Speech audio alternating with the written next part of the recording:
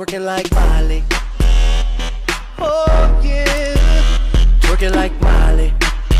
Don't pop it like. طبعا شحال هذا نقلب عليك هاجر من يتزوج. لا كاينه اللي كتقلب وكاينه اللي ما كتقلبش على صحاباتك. علاش؟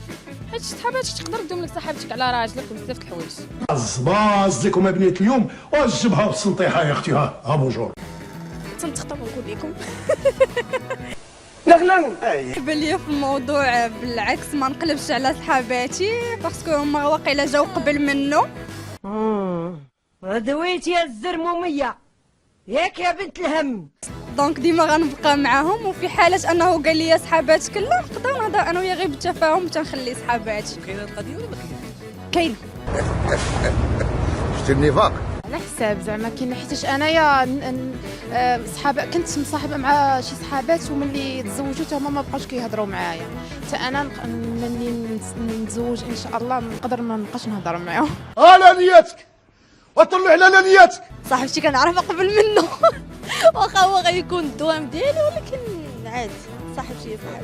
شرف هاد العيالات راه من بكري وهما غدارات ما فيهمش ثقه. البنت فاش كتزوج كتبغي تبقى كتولي عندها عائله جديده، فهمتي ناس جداد في حياتها خاصها ترضي عائله راجلها، ماشي بحال شحال هادي كانوا عندها صحاباتها وغير دارهم. انت ديريها؟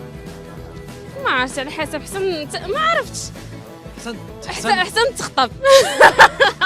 اهدى يا شيخ. ايه اللي بتعمل؟ اهدى يا شيخ. راجلي الا كنتي كتشوف خير الله تنقلب عليه ماشي خطبني.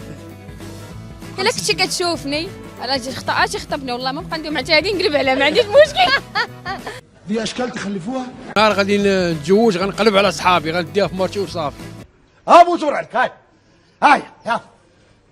ينصح الخبراء اليابانيين باتخاذ الإجراءات التالية: سبسكرايب، لايك، كومنت، فيفرت.